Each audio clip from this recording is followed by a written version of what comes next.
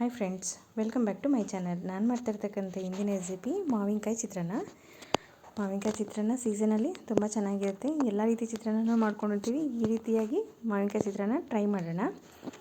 ಮಾವಿನಕಾಯಿ ಚಿತ್ರಾನ್ನ ನಾನು ಮಸಾಲೆನ ಹಾಕ್ಕೊಂಡು ಈಸಿಯಾಗಿ ಮಾಡೋವಂಥ ರೆಸಿಪಿನ ಶೇರ್ ಮಾಡಿದ್ದೀನಿ. ಯಾರು ನನ್ನ ಚಾನಲ್ನ ಫಸ್ಟ್ ಟೈಮ್ ನೋಡ್ತಾ ಇದ್ದೀರೋ ಅವರೆಲ್ಲರೂ ಪ್ಲೀಸ್ ಸಬ್ಸ್ಕ್ರೈಬ್ ಆಗಿ, ಫ್ಯಾಮಿಲಿ ಫ್ರೆಂಡ್ಸ್ ಜೊತೆ ಶೇರ್ ಮಾಡಿ. ಈಗ ಮಸಾಲೆ ಮಾವಿನಕಾಯಿ ಚಿತ್ರಾನ್ನಕ್ಕೆ ಬೇಕಾಗಿರತಕ್ಕಂಥ ಇಂಗ್ರೀಡಿಯೆಂಟ್ಸ್ನ ನೋಡ್ಕೊಳ್ಳೋಣ. ಫಸ್ಟ್ ಒಂದು ಜಾರ್ ತೊಗೊಂಡು 1 ಸ್ಪೂನಷ್ಟು ಧನಿಯಾನ ಹಾಕ್ಕೊಳ್ಳೋಣ. 1.5 ಸ್ಪೂನಷ್ಟು ಜೀರಿಗೆನ ಹಾಕ್ಕೊಳ್ಳೋಣ. ಹಾಗೆ 1 ಸ್ಪೂನಷ್ಟು ಸಾಸಿವೆ, ಹಾಗೆ 1 ಇಂಚಷ್ಟು ಶುಂಠಿ, ಸ್ವಲ್ಪ ಕಾಯಿ ತುರಿ, ಇವೆಲ್ಲನೂ ಹಾಕ್ಕೊಂಡು ಸ್ವಲ್ಪ ನೀರನ್ನ ಸೇರಿಸ್ಕೊಂಡು ರುಬ್ಕೊಳ್ಳೋಣ.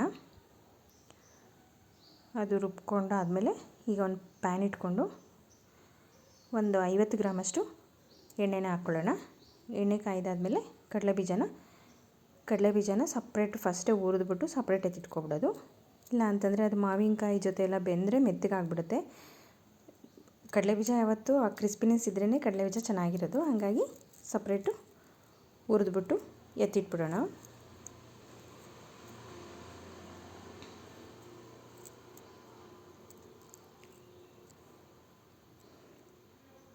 ನೋಡಿ, ಈಗ ಕಡಲೆಬೀಜ ಚೆನ್ನಾಗಿ ಫ್ರೈ ಆಗಿದೆ. ನಾನೀಗ ಅದನ್ನೊಂದು ಪ್ಲೇಟಿಗೆ ಹಾಕಿ ಸಪ್ರೇಟು ತೆಗೆದಿಟ್ಬಿಡ್ತೀನಿ.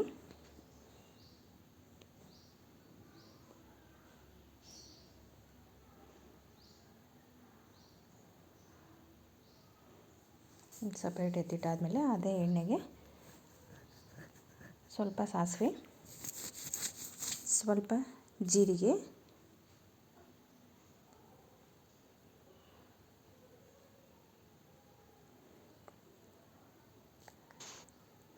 ಸ್ವಲ್ಪ ಕಡಲೆಬೇಳೆ, ಹಾಗೆ ಸ್ವಲ್ಪ ಉದ್ದಿನಬೇಳೆ. ಬೇಕು ಅನ್ನೋರು ಇನ್ನೂ ಜಾಸ್ತಿ ಬೇಕಾದ್ರೆ ಹಾಕ್ಕೋಬೋದು, ಇನ್ನೂ ಬೇಕಾದ್ರೆ ಕಮ್ಮಿ ಬೇಕಾದ್ರೆ ಹಾಕ್ಕೋಬೋದು. ಈಗಿಲ್ಲಿ ಗೋಡಂಬಿನ ಸೇರಿಸ್ತಾ ಇದ್ದೀನಿ.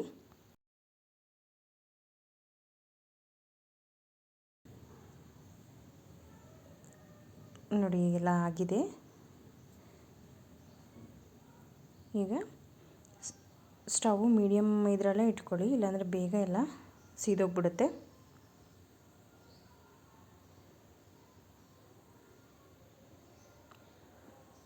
ಈಗ ಖಾರಕ್ಕೆ ಮತ್ತು 1-2-3 ಬ್ಯಾಡಗೆ ಮೆಣಸಿನ್ಕಾಯಿನ ಒಗ್ಗರಣೆಗೆ ಹಾಕ್ತಾಯಿದ್ದೀನಿ. ಹಾಗೆ ಇಲ್ಲಿ ಖಾರಕ್ಕೆ ಹಸಿಮೆಣ್ಸಿನ್ಕಾಯಿನ ಸಹ ಹಾಕ್ತಾಯಿದ್ದೀನಿ. ಹಸಿಮೆಣ್ಸಿನ್ಕಾಯಿ 4 ಇದೆ, 4ನ ಕಟ್ ಮಾಡಿ ಹಾಕ್ತಾಯಿದ್ದೀನಿ. ಹಾಗೆ ಹಸಿ ಬಟಾಣಿ. ಈಗ ಬೇಕು ಅನ್ನೋರು ಈರುಳ್ಳಿ ಬೇಕಾದ್ರೆ ಆ್ಯಡ್ ಮಾಡ್ಕೋಬೋದು. ನಾನಿಲ್ಲಿ ಈರುಳ್ಳಿ ಹಾಕ್ತಾಯಿಲ್ಲ. ಈರುಳ್ಳಿ ಹಾಕಿದ್ರೂ ಚೆನ್ನಾಗಿರುತ್ತೆ. ಈರುಳ್ಳಿ ಬೇಕು ಅನ್ನೋರು ಈರುಳ್ಳಿನ ಆ್ಯಡ್ ಮಾಡ್ಕೊಳ್ಳಿ. ನಾನಿಲ್ಲಿ ಬಟಾಣಿ ಮತ್ತು 1 ಕ್ಯಾಪ್ಸಿಕಮ್ನ ಹಾಕಿದ್ದೀನಿ.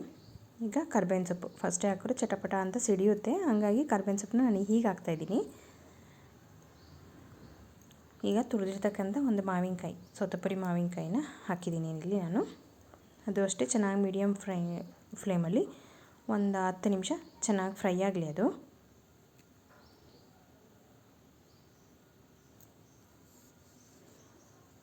ಎಲ್ಲ ಮಿಕ್ಸ್ ಮಾಡಿಬಿಟ್ಟು ಒಂದು 5 ನಿಮಿಷ ಆದರೂ ಬೇಯಲೇಬೇಕು. ಹುಳಿ ಅದು ಮಾವಿನಕಾಯಿ ಸ್ವಲ್ಪ ಬಿಟ್ಕೋಬೇಕು. ಈಗ ಬೆಂದಿದೆ. ನಾನಿಲ್ಲಿ ಒಂದು ಅರ್ಧ ಸ್ಪೂನಷ್ಟು ಅರಿಶಿನ ಸೇರಿಸ್ತಾ ಇದ್ದೀನಿ. ಅರಿಶಿನ ಹಾಕಿ ಚೆನ್ನಾಗಿ ಮಿಕ್ಸ್ ಆದಮೇಲೆ ರುಬ್ಬಿರ್ತಕ್ಕಂಥ ಮಸಾಲೆನ ಹಾಕ್ಕೊಳ್ಳೋಣ. ಈಗ ನೋಡಿ, ಎಲ್ಲ ಚೆನ್ನಾಗಿ ಬೆಂದಿದೆ. ಈಗ ಆವಾಗಲೇ ಕಾಯಿ ಮತ್ತು ಅದು ಮಸಾಲೆ ಎಲ್ಲ ರುಬ್ಬಿದ್ದೀವಲ್ಲ ಜಾರಲ್ಲಿರುತ್ತೆ. ಈಗ ಇದಕ್ಕೆ ಸೇರಿಸ್ಕೊಳ್ಳೋಣ.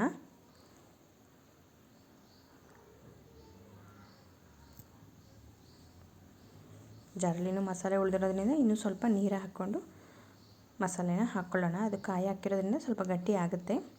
ಇನ್ನೂ ಸ್ವಲ್ಪ ನೀರು ಸೇರಿಸ್ಕೊಳ್ಳೋಣ ಜಾರಲ್ಲಿರೋದಕ್ಕೆ ಮಸಾಲೆಗೆ.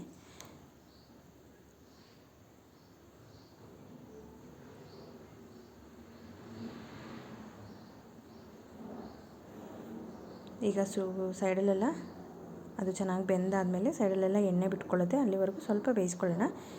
ಈಗ ರುಚಿಗೆ ತಕ್ಕಷ್ಟು ಉಪ್ಪನ್ನು ಹಾಕಿ ಬೇಯಿಸ್ಕೊಳ್ಳೋಣ.